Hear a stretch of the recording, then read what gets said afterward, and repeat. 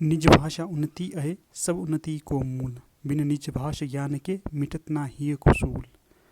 तो दोस्तों, आप सभी को हिंदी दिवस की हार्दिक शुभकामनाएं। तो जैसा कि आपको पता होगा, आज है हिंदी दिवस। 14 सितंबर को हिंदी दिवस के तौर पर पूरे भारत में मनाया जाता है। इसी उपलक्ष्य पर आज आपके समक्ष में एक प्रश्नोत्तरी लेके आया हूँ, जो आपके आगामी परीक्षा के लिए बहुत ही लाभदायक होने वाली है। तो आप सभी इस वीडियो को ध्यानपूर्वक देखिएगा। अगर आपको इस वीडियो का PDF चाहिए तो आप हमारे टेलीग्राम ग्रुप के साथ जुड़ सकते हो। उसका लिंक मैं आपको डिस्क्रिप्शन बॉक्स में दे दूंगा, वहाँ पर जाकर आप इस वीडियो को भी डाउनलोड कर लेना। तो चलिए, जो आज की वीडियो है इसे स्टार्ट करते हैं। तो जो पहला प्रश्न पूछा गया है यहाँ पर, भारत के संविधान में हिंदी को राजभाषा का दर्जा कब दिया गया था? तो देखिए दोस्तों, कितना प्यारा सा प्रश्न पूछा गया है। जो भारत के संविधान में हिंदी को राजभाषा का दर्जा दिया गया था, तो ये दिया गया था 14 सितंबर 1949 को। याद रखिएगा, ये प्रश्न बहुत ही ज़्यादा परीक्षाओं में रिपीट होता है, इम्पॉर्टेंट प्रश्न है। अगला जो क्वेश्चन है ये है 2। इसमें पूछा गया है, भारतीय संविधान के किस भाग में राजभाषा का प्रावधान किया गया है? तो जो भारतीय संविधान के भाग 17 है, इसमें राजभाषा हिंदी का प्रावधान किया गया है। ये प्रश्न भी इम्पॉर्टेंट है, इसे भी याद रखिएगा। अगला क्वेश्चन है 3। इसमें पूछा गया है कि भारतीय संविधान के किस अनुच्छेद में राजभाषा हिंदी का जिक्र किया गया है? तो जो भारतीय संविधान का अनुच्छेद 343 से लेकर 351 है, यहाँ पर जो भारतीय संविधान के द्वारा हिंदी भाषा का वर्णन किया गया है। अगला क्वेश्चन देखते हैं, ये है 4। इसमें पूछा गया है, संविधान की 8वीं अनुसूची में कितने भाषाओं का जिक्र किया गया है? तो जो भारतीय संविधान की 8वीं अनुसूची है, तो सबसे पहले तो आपको याद करना है कि जो ये प्रश्न बन सकता है कि जो भाषाओं का जिक्र भारतीय संविधान के किस अनुसूची में किया गया है, तो ये किया गया है 8वीं अनुसूची में। और जो भारतीय संविधान की 8वीं अनुसूची है, इसमें कितनी भाषाओं का जिक्र किया गया है? तो ये किया गया है 22 भाषाओं का। बहुत ही अच्छा प्रश्न है दोस्तों, ये भी बहुत सी परीक्षाओं में पूछा जाता है। अगला क्वेश्चन देखते हैं। ये क्वेश्चन है, इसमें पूछा गया है, निम्न में से किस भाषा को भारतीय संविधान की 8वीं अनुसूची में मान्यता प्रदान नहीं की गई थी? तो यहाँ पर विकल्प में है आपके समक्ष नेपाली, गुजराती, भोजपुरी या राजस्थानी।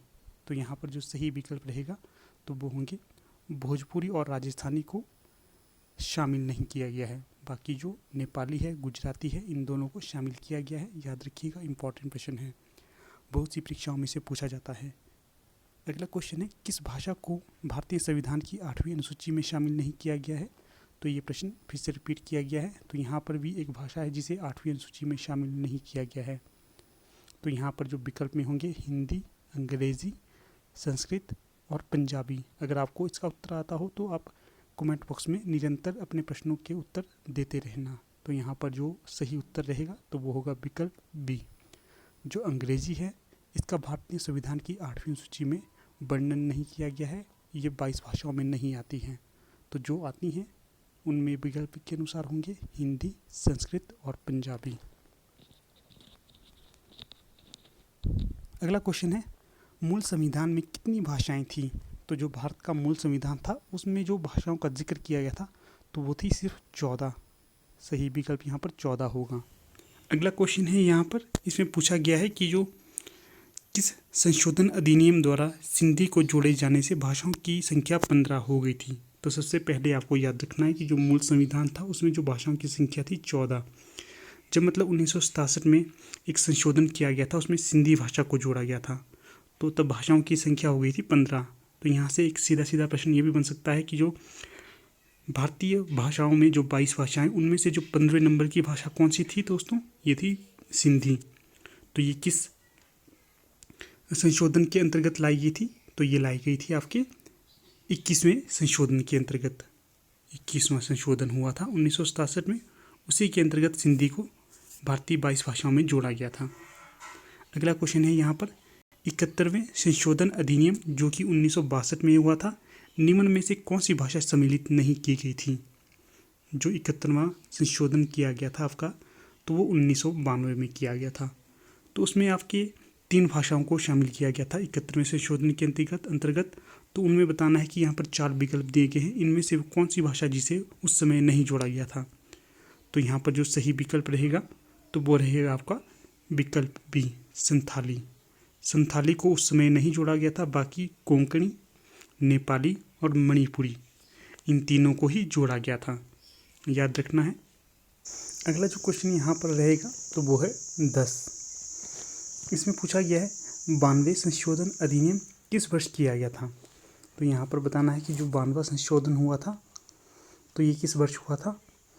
और इसमें आगे बताया गया है कि जो जिसमें बोडो, डोगरी, मैथिली और संथाली को सम्मिलित किया गया था। उसके पश्चात आपको याद रखना है कि जो 92 संशोधन हुआ था इसमें एक तो बोडो होगी, दूसरी डोगरी, तीसरी मैथिली और चौथी संथाली को सम्मिलित किया गया था। और अब भाषाओं की संख्या कितनी हो गई थी, तो ये हो गई थी 22 हो गई थी जो भाषाओं की संख्या। तो ये कब किया गया था, ये तो जो 92 संशोधन किया गया था तो ये आपका किया गया था 2002 को। सही विकल्प यहाँ पर बी रहेगा। यहाँ से आप देख सकते हो आपके सीधे सीधे कितने प्रश्न बनते हैं, तो ये बनते हैं 3-4। तो पहला प्रश्न ये भी बन सकता है कि जो वो कौन सा संशोधन था जिसको करने के पश्चात संविधान में 22 भाषाएं हो गई थी। तो ये था 92 संशोधन। और कब किया गया था, 2002 को। और इसमें जो ये प्रश्न भी बन सकता है कि जो 92वां संशोधन था इसमें कौन कौन सी भाषाओं को जोड़ा गया था। तो पहली तो बोडो हो गई, दूसरी डोगरी, तीसरी मैथिली और चौथी संथाली हो गई थी। तो याद रखिएगा, बहुत ही महत्वपूर्ण प्रश्न है यह भी। अगला क्वेश्चन देखते हैं। तो यहाँ पर प्रश्न है 11। इसमें पूछा गया है कि संघ की राजभाषा हिंदी और लिपि देवनागरी होगी, किस अनुच्छेद के अंतर्गत ये कहा गया था। तो यहाँ पर जो सही विकल्प रहेगा तो वो होगा 343। जो संघ की राजभाषा हिंदी होगी और लिपि देवनागरी होगी, यह संविधान के अनुच्छेद 343 के अंतर्गत कहा गया है। यहाँ पर सही विकल्प ए होगा। अगला जो क्वेश्चन है यह 12 है। इसमें पूछा गया है कि हिंदी भाषा के विकास के बारे में निर्देश है। तो बताना है कि जो हिंदी भाषा के विकास के बारे में निर्देश किस अनुच्छेद के अंतर्गत है। तो यहाँ पर जो सही विकल्प होगा, पहले आपको सारे विकल्प बता देता हूँ, 343, 344, 350 या 351। तो यहाँ पर जो 12 का सही विकल्प रहेगा तो ये होगा 351। सही विकल्प यहाँ पर डी होगा।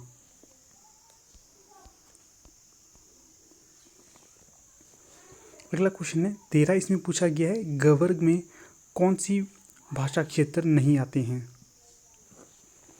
तो आपको पता होगा कि जो जो भाषाएं हमारे संविधान में सम्मिलित की गई हैं इन्हें 3 वर्गों में बांटा गया है। पहला होगा क वर्ग, दूसरा ख वर्ग और तीसरा ग वर्ग।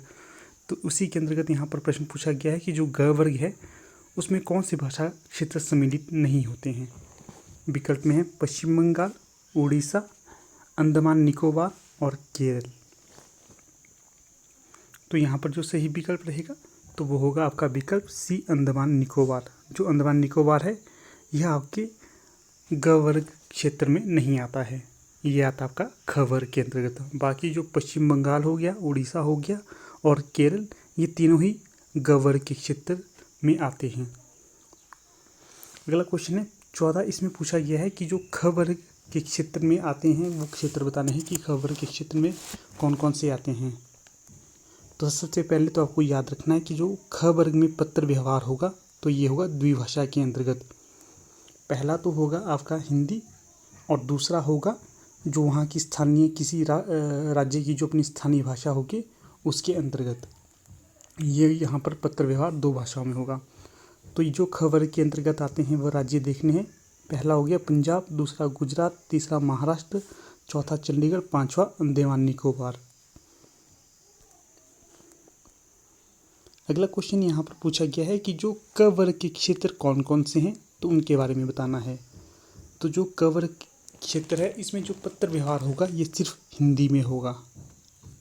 बोला तो हिंदी जाता है पर अभी भी अन्य भाषाओं में भी यहाँ पर पत्र व्यवहार होता है। अन्य भाषा से मतलब है अंग्रेजी में भी होता है। तो यहाँ पर वो कौन कौन से हैं जो क वर्ग के क्षेत्र में आते हैं। पहला हो गया यूपी, दूसरा मध्य प्रदेश, तीसरा राजस्थान, चौथा बिहार और 5वां हिमाचल प्रदेश और छठा हरियाणा और 7वां दिल्ली। याद रखना है यूपी, मध्य प्रदेश, राजस्थान, बिहार, हिमाचल प्रदेश, हरियाणा और दिल्ली। दोस्तों सभी प्रश्नों को ध्यानपूर्वक देखिएगा। यहाँ पर आपको देखने में प्रश्न सरल लग रहे हों, पर आपकी परीक्षा में ये प्रश्न अवश्य बनेंगे। बहुत ही ज़्यादा महत्वपूर्ण प्रश्न है ये। जो क्वेश्चन पूछा गया है 16, राजभाषा नियम 1976 के अधीन केंद्र सरकार के कार्यालयों को डैश वर्ग क्षेत्रों में विभाजित किया गया है।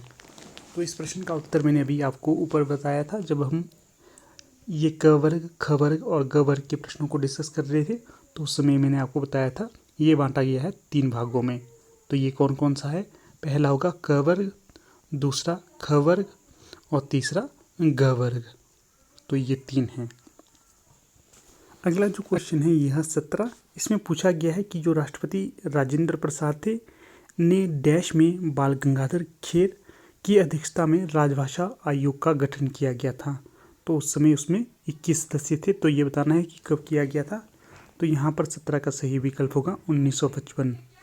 जो 1955 है उसमें राष्ट्रपति राजेंद्र प्रसाद ने बाल गंगाधर खेर के अंतर्गत राजभाषा आयोग का गठन किया गया था, और उसमें जो सदस्यों की संख्या थी तो यह 21 थी।